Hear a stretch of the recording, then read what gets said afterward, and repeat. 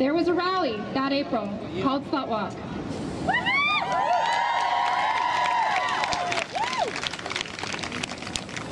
And SlutWalk has always been a way for us to challenge the language used to convey victim blaming and slut shaming and outright justifications for violence.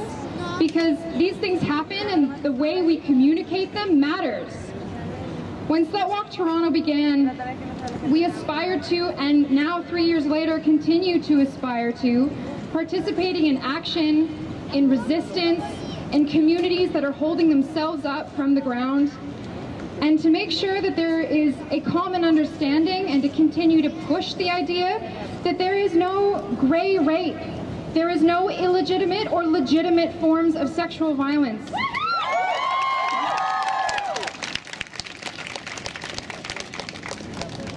There are no ifs, ands, or buts about sexual violence. There is no good victim or real assault. It is all real to us every goddamn day.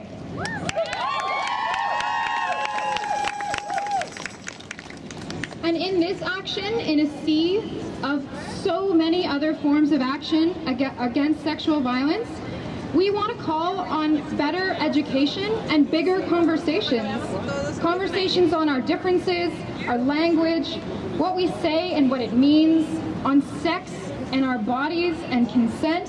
And we need to make sure that issues that some people think aren't necessarily about sexual violence, like prisons and sex worker rights and migrant justice and trans rights, are part of our conversation, and that they're rooted in Indigenous solidarity. 3 years ago, this little rally that brought together thousands of people, and then it brought together thousands and thousands and thousands more. And there was universal and collective international action under the name of SlutWalk. We're not sure how many have taken place, but it's been well over 200 across 6 continents, from places like, I always have my list because I forget, Toronto, Buenos Aires, Calcutta, Sydney, London, Johannesburg, Seattle, Tel Aviv, Kuala Lumpur, Sao Paulo, Yellowknife, Mumbai, Amsterdam, Mexico City, Berlin, Morocco, Houston, and the list goes on and on.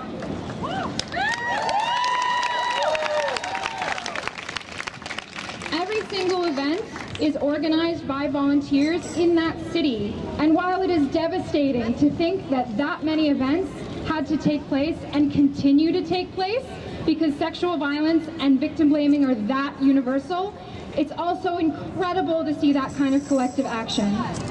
We have to recognize that we are complicated and complex individuals, and to really live in safety and love, we have to take care of each other, and it's work.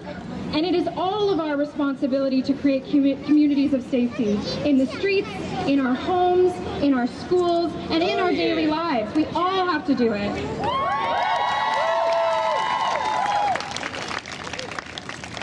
So many other people have spoken about this in narratives of sexual violence, and I really believe it. We have to create communities of care, communities that inherently care about people who are different from ourselves, and care about people even in our disagreements. Woo! And in building those, we don't just come today to rallies and actions, we also commit to being back again tomorrow to do it all over again.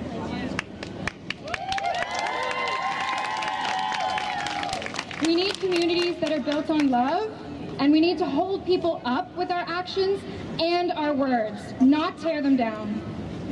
SlutWalk does not have one voice, it has so many, and survivors do not have one voice. We have many. We're not a monolith. We are complex and different, wildly and wonderfully so. And in our pain, in our anger, in our trust and sincerity and our resistance, we create spaces like this, and we can keep creating spaces like this. And so for the people who are here today, the people who have paved the way for us, the people who are here now, the people who will come after us, particularly in the youth that are rising up and doing things that amaze me, I want us to continue to think about that we are all part of a revolution that is so long overdue. Thank you.